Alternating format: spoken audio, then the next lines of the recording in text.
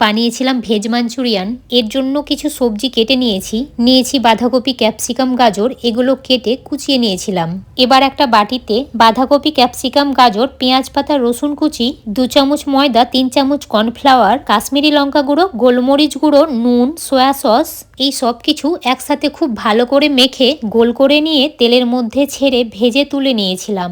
এবার কড়াইয়ে অল্প একটু সাদা তেল নিয়ে পেঁয়াজ, কাঁচা লঙ্কা, রসুন, ক্যাপসিকাম কুচি দিয়ে হালকা ভেজে পরিমাণ মতো নুন, কাশ্মীরি লঙ্কা গুঁড়ো, গোলমরিচ গুঁড়ো, সয়া সস, টমেটো সস দিয়ে সবকিছু মিশিয়ে পরিমাণ মতো জল দিয়ে ফুটে ওঠার পর ভেজে রাখা পকোড়াগুলো দিয়ে দিয়েছি। আর কিছুটা পেঁয়াজ পাতা কুচি দিয়ে মিশিয়ে নেওয়ার পর 5 মিনিটের জন্য ঢাকা দিয়ে হতে দিয়েছিলাম।